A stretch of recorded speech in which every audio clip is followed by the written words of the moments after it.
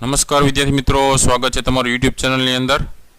ધોરણ 10ની અંદર વિજ્ઞાન વિષયમાં પાઠ 5માં છે જૈવિક ક્રિયાઓ, લાઈફ પ્રોસેસીસ. આ પ્રકરણને આધારે જે કંઈ સ્વાધ્યાય પોથીના નાના મોટા દરેક પ્રશ્ન જવાબ છે એમની આપણે ચર્ચા કરવાના છીએ. દરેક પ્રશ્નના સોલ્યુશન જોશું. વિડીયો અંત સુધી જોજો, જેથી કરીને દરેક પ્રશ્નના જવાબો શું આવે છે એ પણ ખ્યાલ આવશે અને આવનારી પરીક્ષાની પણ તૈયારી કરી શકશો. આવા અલગ અલગ વિડીયોઝ થકી તમને માહિતી મળે, જ્ઞાનમાં વધારો થાય એવા પ્રયત્ન કરીએ છીએ. ઘણા બધા વિડીયોઝ મુકાઈ પણ ગયા છે. એ જોવા હોય તો ઉપર વિડીયો સેક્શનની બાજુમાં પ્લેલિસ્ટ છે, પ્લેલિસ્ટમાં જજો. એમાં નીચે જશો ત્યાં ધોરણ 10નું સ્વાધ્યાય પોથીનું પ્લેલિસ્ટ જોવા મળશે. એમાં ઘણા બધા અલગ અલગ વિષયના જુદા જુદા પાઠના પ્રશ્નોના જવાબો મુકાઈ ગયા છે. સ્વાધ્યાય પોથીના પ્રશ્નોના જવાબો એમાંથી જોઈ લેજો, આવનારી પરીક્ષા માટે ઉપયોગી થશે. આવા ઘણા બધા ધોરણ 10ના બીજા પણ વિડીયોઝ મુકાતા હોય છે, જેના અલગથી પ્લેલિસ્ટ છે. ધોરણ 10ના સ્વાધ્યાયના પ્રશ્નો હોય, જુદા જુદા વિષયના મોસ્ટ એમપી પ્રશ્ન જવાબનું પ્લેલિસ્ટ જોવા મળશે. તો એ તમને ખૂબ જ ઉપયોગી થાય એવા વિડીયોઝ છે, જોઈ લેજો ન જોયા હોય તો.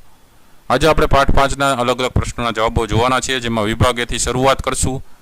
પ્રશ્ન છે, નીચે આપેલા દરેક પ્રશ્નનો આશરે 10 થી 20 શબ્દમાં માગ્યા મુજબ જવાબ લખો. જેમાં કીધું છે ખાલી જગ્યા પૂરો. તો ખાલી જગ્યા જોઈ લઈએ. પહેલું છે વનસ્પતિઓમાં ખાલી જગ્યા પાણીના વહન માટે જવાબદાર છે. તો જવાબમાં આવશે જલવાહક. બીજું, યકૃત અને સ્વાદુપિંડના સ્ત્રાવ ખાલી જગ્યામાં કાર્ય કરે છે. તો જવાબમાં આવશે નાના આંતરડામાં. ત્રીજું, શ્વસન ક્રિયાના પ્રથમ તબક્કામાં ગ્લુકોઝનું ખાલી જગ્યામાં રૂપાંતર થાય છે. તેના જવાબમાં આવશે પાયરુવેટમાં. ચોથું, મૂત્રપિંડ નલિકાના અગ્ર છેડે કપ આકારના ભાગને ખાલી જગ્યા કહે છે. તેના જવાબમાં આવશે બાઉમેનની કોથળી. પાંચમું, વાયુરંધ્ર ખુલવા અને બંધ થવાની ક્રિયાનું કાર્ય ખાલી જગ્યા દ્વારા થાય છે. તો એના જવાબમાં આવશે રક્ષક કોષો. છઠ્ઠું, શ્વાસ અંદર લેવામાં આવે ત્યારે ખાલી જગ્યા ચપટો બનવાના કારણે ઉરસીય ગુહા મોટી બને છે. તેના જવાબમાં આવશે ઉરોદર પટલ. સાતમું, મળ ત્યાગ કરવાનું નિયંત્રણ મળદ્વારના ખાલી જગ્યા દ્વારા નિયંત્રિત થાય છે. તેના જવાબમાં આવશે મુદ્રિકા સ્નાયુ.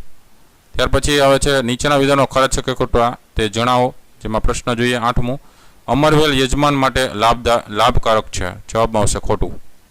નવમું, નાના આંતરડા દ્વારા અભિશોષણ પામેલી ચરબીનું વહન લસિકા દ્વારા થાય છે. એના જવાબમાં આવશે ખરું. 10મો પ્રશ્ન છે, મૂત્રપિંડમાં ગાળણ એકમ ખૂબ જ પાતળી દિવાલવાળી રુધિર કેશિકા ગુચ્છ ધરાવે છે. એના જવાબમાં આવશે ખરું. 11મું છે, પેરામિશિયમ ફૂટપાથની મદદથી ખોરાક અંતઃગ્રહણ કરી અનુધાની બનાવે છે. એના જવાબમાં આવશે ખોટું. 12મું છે, જ્યાં સુધી વાયરસ કોષમાં દાખલ ન થાય ત્યાં સુધી કોષની અંદર આણ્વીય ગતિ થતી નથી. એના જવાબમાં આવશે ખોટું. ત્યાર પછીના પ્રશ્નો છે, આપેલા બહુવિકલ્પ ઉત્તરવાળા પ્રશ્નોના સાચા વિકલ્પનો ક્રમ છે એનો જવાબ લખવાનો છે. તો એના પ્રશ્નોના જવાબ જોઈએ. 13મું છે, મુખમાં લાળ રસીય એમાઇલેસ ક્યુ કાર્ય કરે છે. તો જવાબમાં બી ઓપ્શન આવશે સ્ટાર્ચનું શર્કરામાં રૂપાંતર. 14મું, નીચેના પૈકી ક્યુ ઓક્સિજન માટે ઊંચી બંધન ઉર્જા ધરાવે છે. તો જવાબમાં એ આવશે હિમોગ્લોબિન. 15મું, કઈ ક્રિયા દ્વારા મુક્ત થતી ઉર્જા તરત જ એટીપી સ્વરૂપમાં સંશ્લેષણ પામે છે. તો જવાબમાં ડી આવશે કોષીય શ્વસન. 16મું, તે શરીરની બહાર પોષક પદાર્થનું વિઘટન કરે છે અને પછી તેનું શોષણ કરે છે. તો જવાબમાં આવશે સી ઓપ્શન મશરૂમ. 17મું, આ પ્રાણીઓના હૃદયમાં ફક્ત ઓક્સિજન વિહીન રુધિર વહન પામે છે. તો જવાબમાં એ આવશે મત્સ્ય.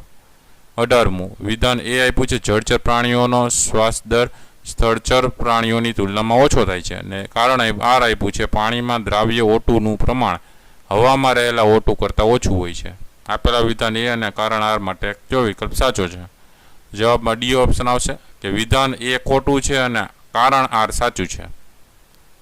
19મા પ્રશ્નમાં છે, વિધાન એ રાત્રિના સમયમાં જલવાહકમાં પાણીના વહનમાં મૂળદાબ પ્રભાવી છે. કારણ આર આપ્યું છે, દિવસે જલવાહકમાં પાણીના વહન માટે બાષ્પોત્સર્જનથી ખેંચાણ બળ મુખ્ય પ્રેરક બળ છે. તેના જવાબમાં બી ઓપ્શન આવશે. વિધાન એ અને આર બંને સાચા છે, પરંતુ કારણ આર એ વિધાન એની સાચી સમજૂતી નથી. ત્યારબાદ જોડકાઓ આવે છે. જોડકાના પ્રશ્નમાં 20મો પ્રશ્ન આવે છે, જોડકા જોડો. વિભાગ એની સામે વિભાગ બી જોડતો જવાનું છે. પહેલું છે નિજકર વાલ્વ. તો જવાબમાં બી આવશે મુદ્રિકા સ્નાયુ. બીજું છે મૂત્રપિંડ નલિકા. તો એના જવાબમાં આવશે ડી ગાળણ એકમો. ત્રીજું છે રુધિર કેશિકાઓ. તો એના જવાબમાં એ આવશે એક કોષીય જાડી દિવાલ. ત્યારબાદ 21મો પ્રશ્ન છે, એમાં વિભાગ એની સામે વિભાગ બી જોડતા જઈએ. પહેલું છે લાળ રસ. તો એના જવાબમાં બી આવશે એમાઇલેઝ. બીજું છે જઠર રસ. તો એના જવાબમાં ડી આવશે પેપ્સિન. ત્રીજું છે સ્વાદુ રસ. તો એના જવાબમાં એ આવશે ટ્રિપ્સિન. ત્યાર પછી છે નીચેના પ્રશ્નના માગ્યા મુજબ જવાબ લખો. જેમાં 22મો પ્રશ્ન છે, યીસ્ટમાં આથવણની નિપજ જણાવો. તેનો જવાબ થશે ઇથેનોલ અને કાર્બન ડાયોક્સાઇડ. 23મું, હરિતકણમાં ક્લોરોફિલનું કાર્ય જણાવો. તેના જવાબમાં આવશે પ્રકાશ ઉર્જાનું શોષણ કરવું. 24મું અમીબામાં અનુધાનીમાં શું થાય છે? તેનો જવાબ થશે જટિલ પદાર્થોનું સરળ પદાર્થોમાં વિઘટન એટલે કે પાચન થાય છે. 25મું તૈલોદીકરણની વ્યાખ્યા આપો. તેનો જવાબ જોઈએ. નાના આંતરડામાં પિત્તક્ષારો ચરબીના મોટા ગોળકોને વિખંડિત કરીને નાના ગોળકોમાં રૂપાંતરિત કરે છે. આ ક્રિયાને તૈલોદીકરણ કહે છે. 26મું સ્થાન અને કાર્ય જણાવો. રસાંકુરો. તેનું સ્થાન થશે નાના આંતરડાના અંતિમ ભાગ શેષાંતરના અસ્તરમાં અને કાર્ય થશે અભિશોષણ માટે સપાટીનું ક્ષેત્રફળ વધારે છે. પાચિત ખોરાકનું રુધિરમાં અભિશોષણ કરે છે. 27મું વાયુ કોષ્ઠ કોને કહે છે? તેનો જવાબ છે ફેફસાની અંદર શ્વાસવાહિકાઓનો અંત ફુગા જેવી કોથળીમાં પરિણમે છે તેને વાયુ કોષ્ઠ કહે છે. 28મું લસિકાનું નિર્માણ કેવી રીતે થાય છે? તેનો જવાબ છે રુધિર કેશિકાઓની દિવાલમાં આવેલા છિદ્રો દ્વારા કેટલાક પ્રમાણમાં રુધિર રસ એટલે કે પ્લાઝમા પ્રોટીન અને રુધિરકોષો બહાર નીકળીને પેશીના આંતરકોષીય અવકાશમાં આવે છે. આ રીતે લસિકાનું નિર્માણ થાય છે. 29મું અન્વાહકમાં કયા કયા દ્રવ્યોનું સ્થળાંતરણ થાય છે? તેનો જવાબ છે અન્વાહકમાં સુક્રોઝ એમિનો એસિડ અને અન્ય પદાર્થોનું સ્થળાંતરણ થાય છે. 30મું પ્રારંભિક ગાળણમાં કયા પદાર્થો હોય છે? તેનો જવાબ થશે પ્રારંભિક ગાળણમાં ગ્લુકોઝ એમિનો એસિડ ક્ષાર અને વધુ માત્રામાં પાણી હોય છે. 31મું જૂની જલવાહક પેશીમાં કયા ઉત્સર્ગ દ્રવ્યો સંચય પામે છે? તેનો જવાબ છે જૂની જલવાહક પેશીમાં રેઝિન રાળ અને ગુંદર જેવા ઉત્સર્ગ દ્રવ્યો સંચય પામે છે. 32મું બાષ્પોત્સર્જનની વ્યાખ્યા આપો. તેનો જવાબ જોઈએ વનસ્પતિના હવાઈ ભાગો દ્વારા બાષ્પના સ્વરૂપમાં પાણીનો નિકાલ થવાની ક્રિયાને બાષ્પોત્સર્જન કહે છે. 33મું ચૂનાના તાજા પાણીયુક્ત કસ્ટડીમાં ફૂંક મારતા શું થાય? તેનો જવાબ જોઈએ ચૂનાનું તાજું પાણી દૂધિયું બને છે. 34મું નાઇટ્રોજનયુક્ત ઉત્સર્ગ દ્રવ્યોના નામ આપો. તેનો જવાબ જોઈએ યુરિયા અને યુરિક એસિડ. 35મું પ્રકાશ સંશ્લેષણ ક્રિયાનું સમીકરણ લખો. તેનું સમીકરણ જોઈએ 6CO2 + 12H2O gives chlorophyll ને સૂર્યપ્રકાશ. C6H12O6 + 6O2 + 6H2O આમનું સમીકરણ થશે. 36મું એટીપીનું પૂરું નામ જણાવો. તેનું પૂરું નામ શું થાય? Adenosine triphosphate. 37મું મને ઓળખો. હું રુધિરદાબ માપવા માટેનું સાધન છું અને અતિ તણાવનું નિદાન કરું છું. તેના જવાબમાં આવશે સ્ફિગ્મોમેનોમીટર. 38મું મને ઓળખો. હું ગ્રીવા કે કંઠનળીના પ્રદેશમાં આવેલી રચના છું અને હવાનો વહન માર્ગ બંધ થતો અટકાવું છું. તેના જવાબમાં આવશે કાસ્થીની વલયમય રચનાઓ. 39મું બેવડું રુધિર પરિવહન એટલે શું? તેનો જવાબ જોઈએ માછલી સિવાયના અન્ય પૃષ્ઠવંશીઓમાં પ્રત્યેક ચક્રમાં રુધિર 2 વખત હૃદયમાં આવે છે. તેને બેવડું રુધિર પરિવહન કહે છે. 40મું પિત્તરસ. પિત્તરસમાં સ્ત્રાવ્ય સ્થાન એ આવશે યકૃત. બરાબર, યકૃતની અંદર જે પિત્તરસ છે એનો સ્ત્રાવ થાય છે. ને સંગ્રહ સ્થાન બી આવશે પિત્તાશય. પિત્તાશયની અંદર પિત્તરસનો સંગ્રહ થાય છે. અને કાર્યસ્થાન છે નાનું આંતરડું અને પિત્તરસનો કાર્ય છે એ નાના આંતરડામાં થાય છે. 41માં જોઈએ ગ્લુકોઝ કોષરસ પાયરુવેટ. એમાં O2ની ગેરહાજરી હોય ત્યારે ઈસ્ટ છે એમનો ઇથેનોલમાં રૂપાંતર થાય. વત્તા એ આપ્યું છે એમાં જવાબમાં આવશે કાર્બન ડાયોક્સાઇડ ઉત્પન્ન થાય છે વત્તા ઉર્જા ઉત્પન્ન થાય છે. અને પાયરુવેટમાં O2નો અભાવ હોય, ઓક્સિજનનો અભાવ હોય સ્નાયુ પેશીની અંદર, તો એની અંદર લેક્ટિક એસિડ ઉત્પન્ન થાય છે. જવાબમાં આવશે અને વત્તા ઉર્જા આવશે. આ એને બી સ્થાનના જવાબ લખવાના હતા. પછી 42મું છે આકૃતિમાં નિર્દેશિત XYZ ભાગના નામ આપવાના છે. તો X ક્યાં આપ્યું છે? તો કે અહીંયા આપ્યું છે. તો એ શું છે? તો કે મીણયુક્ત ક્યુટિકલ છે. Y શું આપ્યું છે? તો કે Y અહીંયા અલગ અલગ જગ્યાની આપી છે. એ Yનો અવકાશ જોવા મળે છે, વાત કોટર કહેવાય છે. અને Z આપ્યું છે એ Z અહીંયા આપેલો છે તો એ છે રક્ષક કોષો. બરાબર, તો એમાં જવાબમાં X, Y ને Z માં લખવાનું છે. 43મું છે આકૃતિમાં નિર્દેશિત X અને Y ભાગના નામ અને કાર્ય જણાવો. X ને Y અહીંયા આપેલા છે. તો X છે મૂત્રવાહિની છે અને એનું કાર્ય થશે મૂત્રનું વહન. અને Y આપ્યું છે મૂત્રાશય, એનું કાર્ય થશે મૂત્ર સંગ્રહ. 44મું છે અસંગત જોડ કઈ છે? તો એના જવાબમાં ત્રીજો ઓપ્શન આવશે લસિકા વધુ પ્રોટીન ધરાવતો રુધિર રસ. એ અસંગત જોડ છે એટલે ખોટી જોડ છે. 45મું અનુવાહકમાં સ્થળાંતર ક્રિયાના આપેલા પગથિયાને સાચા ક્રમમાં ગોઠવવાના છે. તો પહેલાં Q આવશે, સુક્રોઝનો ચાલીની નલિકામાં પ્રવેશ થાય. પછી T આવશે, ચાલીની નલિકામાં આશ્રુતિ દાબનો વધારો થાય. પછી R આવશે, ચાલીની નલિકામાં પાણીનો પ્રવેશ થાય. પછી S આવશે, એટીપીમાંથી પ્રાપ્ત ઉર્જાનો ઉપયોગ થાય. અને છેલ્લે P આવશે, ઓછો આશ્રુતિ દાબ ધરાવતી ચાલીની નલિકામાં ખોરાકનું વહન થાય. જવાબમાં QTRSP એ સાચો ક્રમ થશે. ત્યાર પછી જોઈએ વિભાગ બી. નીચે આપેલા પ્રશ્નોના આશરે 40 થી 50 શબ્દોમાં માગ્યા મુજબ જવાબ લખો. પહેલું છે ફેફસામાં વાયુકોષ્ઠોની અને મૂત્રપિંડમાં મૂત્રનલિકાની રચના અને ક્રિયાવિધિની તુલના કરો. તો વાયુકોષ્ઠો અને મૂત્રપિંડ નલિકા જે છે એને તફાવત જોઈએ. વાયુકોષ્ઠની રચના તો કે તે ફેફસાની રચનાનો કાર્યાત્મક એકમ છે. તે શ્વાસવાહિકાઓના છેડે આવેલા ફુગા જેવી રચનાઓ છે. અને મૂત્રપિંડ નલિકામાં રચના આવશે કે તે મૂત્રપિંડની રચનાનો કાર્યાત્મક એકમ છે. તે લાંબી ગૂંચળામય નલિકા જેવી રચના છે. તેના અગ્રભાગે બાહુમેનની કોથળી હોય છે. વાયુકોષ્ઠોના ક્રિયાવિધિ તે શ્વાસવાયુઓની આપલે માટેની સપાટી પૂરી પાડે છે. તેની દિવાલ પર રુધિર કેશિકાની વિસ્તૃત ઝાડરૂપ રચના હોય છે. જ્યારે મૂત્રપિંડ નલિકાની ક્રિયાવિધિ તે રુધિરનું ગાળણ કરી નાઇટ્રોજનયુક્ત ઉત્સર્ગ દ્રવ્યો દૂર કરે છે. તેમાં બાહુમેનની કોથળીના ભાગે રુધિર કેશિકા ગુચ્છ અને નલિકામય ભાગે રુધિર કેશિકા ઝાડ હોય છે. ત્યાર પછી બીજો પ્રશ્ન જોઈએ વૈજ્ઞાનિક કારણ આપો. સજીવને જીવંત રાખવા શ્વસન અગત્યનું છે. તેનો જવાબ જોઈએ સજીવ શરીરના જીવંત કોષોને વિવિધ કાર્યો કરવા માટે શક્તિ જરૂરી છે. કોષોમાં કાર્બનિક પોષક દ્રવ્યોના જૈવિક ઓક્સિડેશનથી શક્તિ પ્રાપ્ત થાય છે. કોષોમાં ખોરાક ઘટકોનું ઓક્સિડેશનની હાજરી કે ગેરહાજરીમાં વિઘટન કરવાની ક્રિયાને શ્વસન કહે છે. તેમાં મુક્ત થતી શક્તિ વિવિધ કાર્યોને ચાલુ રાખી અને સજીવની જીવંત અવસ્થા જાળવી રાખવામાં મદદ કરે છે. આથી સજીવને જીવંત રાખવા શ્વસન અગત્યનું છે. ત્રીજો પ્રશ્ન છે સ્વયંપોષી પોષણ માટે અગત્યની ક્રિયાનું નામ આપો. આ ક્રિયા દરમિયાન થતી ઘટનાઓ જણાવો. તેનો જવાબ જોઈએ સ્વયંપોષી પોષણ માટે અગત્યની ક્રિયા પ્રકાશ સંશ્લેષણ છે. આ ક્રિયામાં થતી ઘટનાઓમાં પહેલું આવે ક્લોરોફિલ દ્વારા પ્રકાશ ઉર્જાનું શોષણ થાય. બીજું પ્રકાશ ઉર્જાનું રાસાયણિક ઉર્જામાં રૂપાંતર તથા પાણીના અણુઓનું હાઇડ્રોજન અને ઓક્સિજનમાં વિઘટન થાય છે. અને ત્રીજું આવે કાર્બન ડાયોક્સાઇડનું કાર્બોદિતમાં રિડક્શન થાય. ચોથો પ્રશ્ન ફૂટપાદ ધરાવતા એકકોષી પ્રાણીના નામ આપો. આ પ્રાણી પોષણ કેવી રીતે મેળવે છે? આકૃતિ દોરી સમજાવો. તો એની આકૃતિ દોરવાની અમીબાની કોષ કેન્દ્ર આપ્યા છે. અંધાની ખોરાકના કણ છે. ફૂટપાદ અહીંયા દર્શાવેલા છે. હવે એમનો જવાબ જોઈએ. અમીબા એકકોષીય સજીવ છે. અમીબા કોષીય સપાટી પરથી આંગળી જેવા અસ્થાયી પ્રવર્ધોની મદદથી ખોરાક ગ્રહણ કરે છે. આ પ્રવર્ધ ખોરાકના કણોને આજુબાજુ ઘેરી લે છે અને તેની સાથે જોડાણ કરીને અંધાની બનાવે છે. અંધાનીમાં જટિલ પદાર્થોનું વિઘટન સરળ પદાર્થોમાં થાય છે અને કોષરસમાં પ્રસરણ પામે છે. વધેલા અપાચિત દ્રવ્યો કોષની સપાટી તરફ ગતિ કરે છે અને કોષમાંથી બહાર નિકાલ પામે છે. પાંચમો પ્રશ્ન છે તફાવત આપો ધમની અને શિરા. તો તફાવત જોઈએ ધમનીમાં પેલું હૃદયથી અંગો સુધી રુધિર લઈ જતી રુધિરવાહિનીને ધમની કહે છે. જ્યારે શિરા અંગોથી હૃદય તરફ લઈ જતી રુધિરવાહિનીને શિરા કહે છે.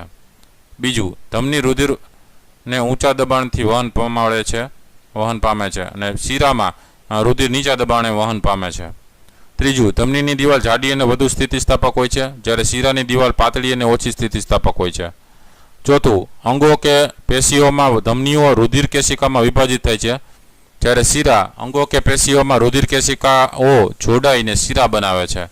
ત્યાર પછી પાંચમું ધમનીમાં O2 યુક્ત રુધિર વહન પામે છે અપવાદ તરીકે ફુફુસીય ધમની.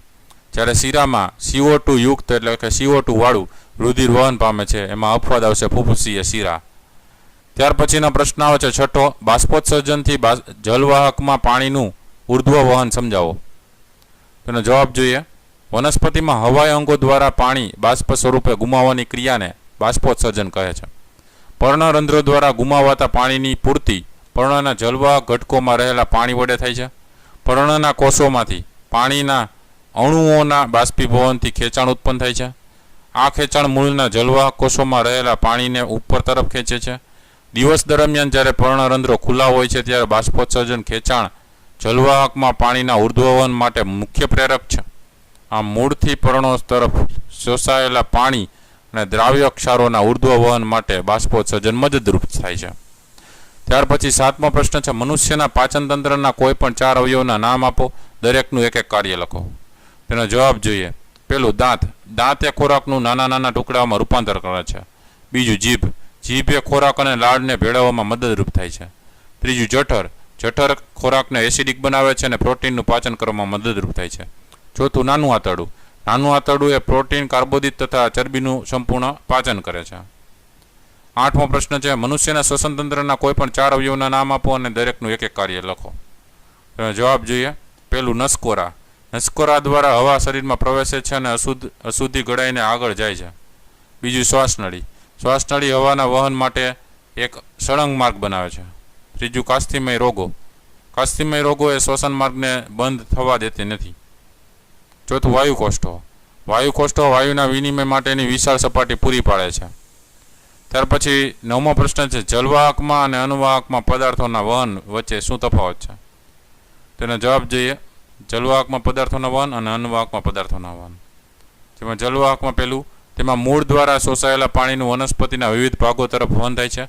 જ્યારે અનુવાહકમાં તો કે તેમાં પ્રકાશ સંશ્લેષણીય નિપજનું પર્ણથી વનસ્પતિના વિવિધ ભાગો તરફ વહન થાય છે.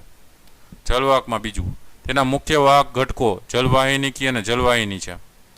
જ્યારે અનુવાહકમાં તો કે મુખ્ય વાહક ઘટકો ચાલીની કોષો, ચાલીની નલિકા અને સાથી કોષો છે. ત્રીજું, જલવાહકમાં વહન ફક્ત ઉપરની દિશા તરફ થાય છે, જ્યારે અનુવાહકમાં તો કે વહન ઉપર અને નીચે બંને દિશામાં થાય છે. પછી ચોથું, જલવાહકમાં માત્ર પાણી અને આયનોનું વહન થાય છે, જ્યારે અનુવાહકમાં સુક્રોસ જેવા કાર્બોદિતની સાથે એસિડ, વનસ્પતિ અંતઃસ્ત્રાવો અને અન્ય પદાર્થોનું પણ વહન થાય છે. જલવાહકમાં 5મું, જલવાહક પેશીમાં પાણીના વહન માટે બાષ્પોત્સર્જન દ્વારા થતું ખેંચાણ મુખ્ય ચાલક બળ છે, જ્યારે અનુવાહકમાં તો કે ખોરાકના સ્થળાંતરણ માટે એટીપીમાંથી ઉર્જા મેળવાય છે.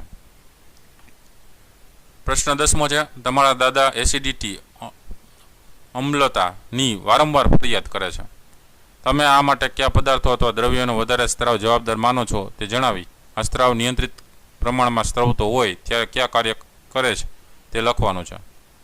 તેનો જવાબ લખી શકે કે એસિડિટી માટે હાઇડ્રોક્લોરિક એસિડ દ્રવ્યોનો વધારે સ્ત્રાવ જવાબદાર છે. જો આ સ્ત્રાવ નિયંત્રિત પ્રમાણમાં સ્ત્રવતો હોય ત્યારે ખોરાકમાં રહેલા બેક્ટેરિયા અને અન્ય સૂક્ષ્મજીવોનો નાશ કરે છે. જઠરમાં એસિડિક માધ્યમ તૈયાર કરે છે, જે પેપ્સિન ઉત્સેચકો માટે મદદરૂપ છે, અદ્રાવ્ય ક્ષારોને ઓગાળે છે.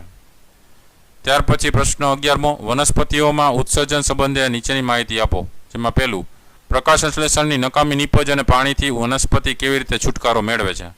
તેનો જવાબ થશે કે પ્રકાશની નકામી નિપજ તરીકે ઓક્સિજન વાતાવરણમાં મુક્ત કરે છે અને પાણીનું બાષ્પોત્સર્જનની ક્રિયા વડે વાતાવરણમાં મુક્ત કરે છે.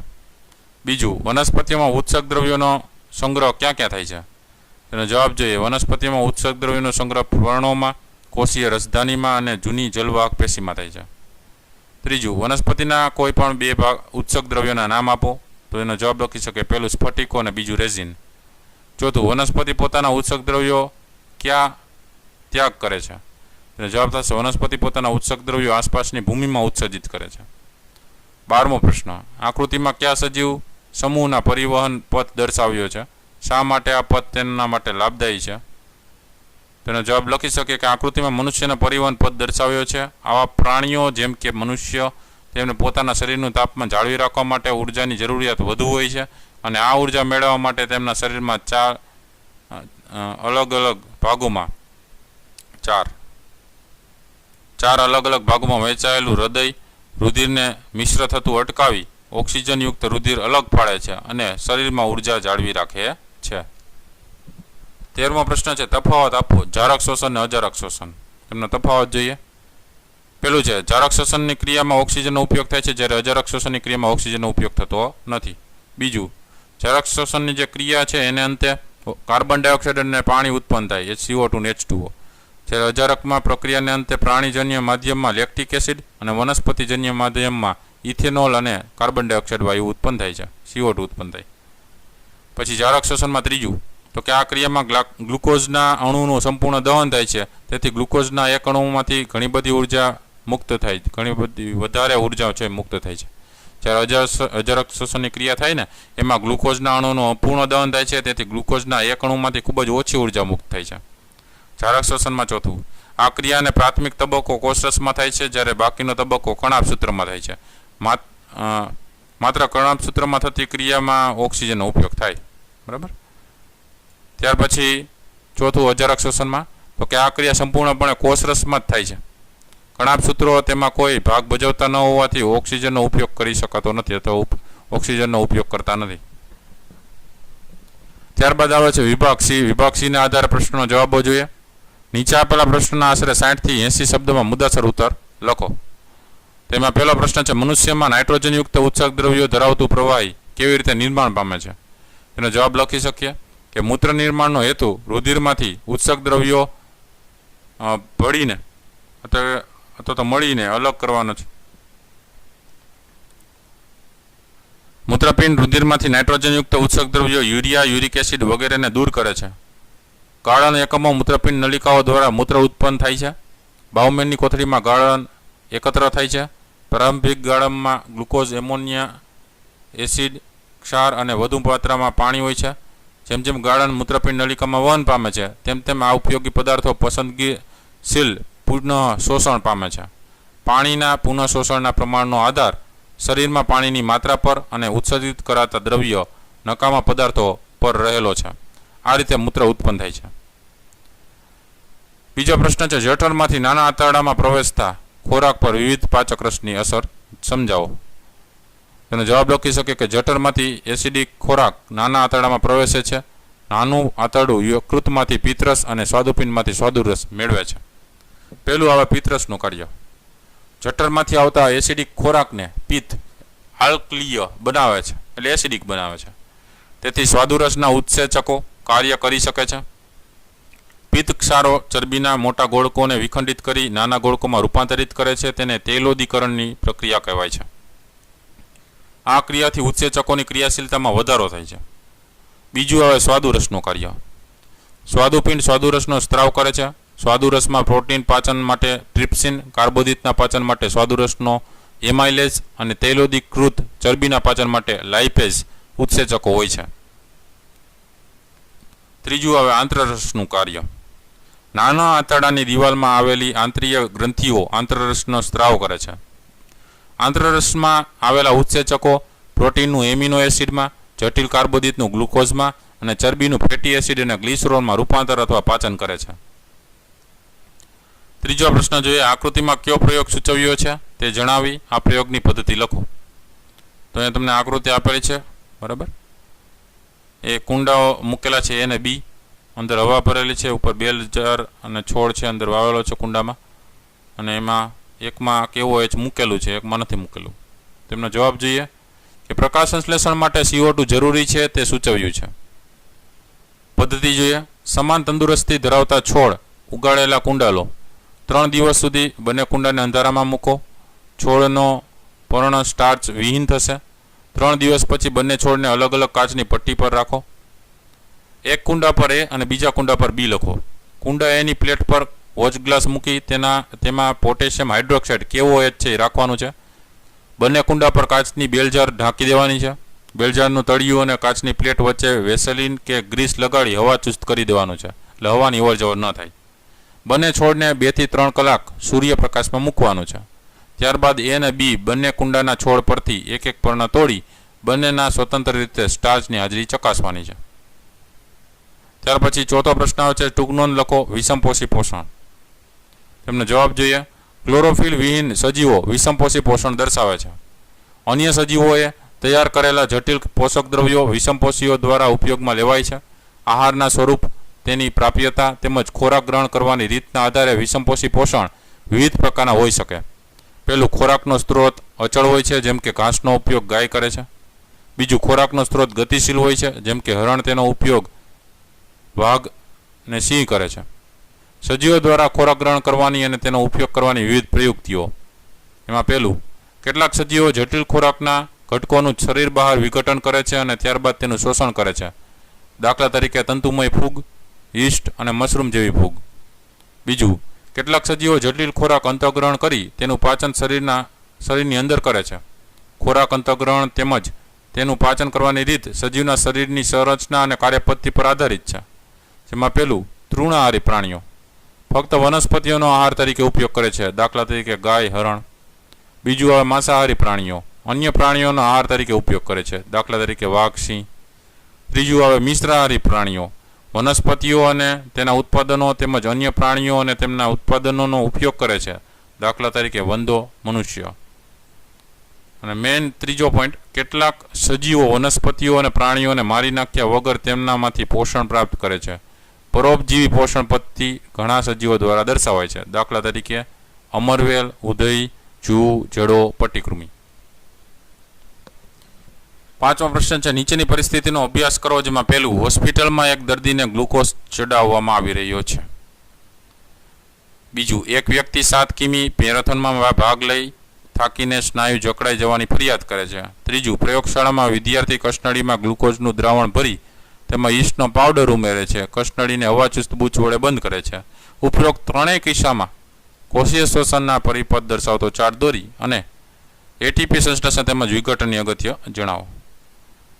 તો જવાબ લખી શકે, ગ્લુકોઝના 6 કાર્બન અણુ, એમાંથી કોષરસમાં પાયરુવેટ 3 કાર્બન અણુ વત્તા ઉર્જા મળે.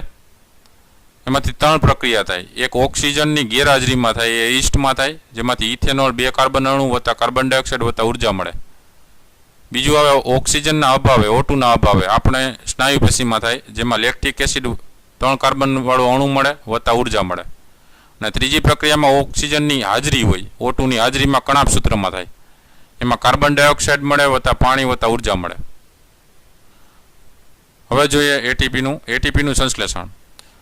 કોષીય શ્વસન દરમિયાન મુક્ત થતી ઉર્જા એડીપી સાથે અકાર્બનિક ફોસ્ફેટના જોડાણમાં ઉપયોગ થાય છે અને એટીપીનું સંશ્લેષણ થાય છે. તો એડીપી વત્તા ફોસ્ફેટ જોડાય છે અને ઉર્જા મળે છે, ત્યારે એડીપી ફોસ્ફેટ સાથે જોડાઈને એડિનોસાઇન ટ્રાઇફોસ્ફેટ બનાવે છે બરાબર એટીપી. ત્યારબાદ જોઈએ વિભાગ ડી. નીચે આપેલા પ્રશ્નોના આશરે 90 થી 120 શબ્દોમાં માગ્યા મુજબ સવિસ્તાર ઉત્તર લખવાનો છે. પહેલો પ્રશ્ન છે, મનુષ્યમાં વાત વિનિમય માટેની રચના અને શ્વાસોશ્વાસની ક્રિયાવિધિ સમજાવો. તેનો જવાબ લખી શકીએ કે ફેફસામાં અત્યંત નાની શ્વાસવાહિકાઓ ફુગા જેવી રચનાઓમાં અંત પામે છે, તેને વાયુકોષ્ઠો કહે છે. વાયુકોષ્ઠો શ્વાસવાયુઓની આપલે માટે વિશાળ સપાટી પૂરી પાડે છે. જો વાયુકોષ્ઠોની સપાટીને વિસ્તૃત કરવામાં આવે તો તે લગભગ 80 મીટર વિસ્તારને ઢાંકે છે. આમ વિનિમય માટે તે વિશાળ અને કાર્યક્ષમ સપાટી પૂરી પાડે છે. વાયુકોષ્ઠોની દિવાલ પર રુધિર કેશિકાઓની વિસ્તૃત જાળીદાર રચના આવેલી છે. શ્વાસોશ્વાસની ક્રિયાવિધિ. જ્યારે આપણે શ્વાસ અંદર લઈને ત્યારે આપણી પાસળીઓ ઉપરની તરફ ખેંચાય છે અને ઉરોદર પટલ ચપટો બને છે. તેના પરિણામે ઉરસીય ગુહાનો વિસ્તાર વધે છે. આ કારણે વાતાવરણમાંથી હવા ફેફસામાં દાખલ થાય છે અને વિસ્તરણ પામેલા વાયુકોષ્ઠો હવાથી ભરાઈ જાય છે.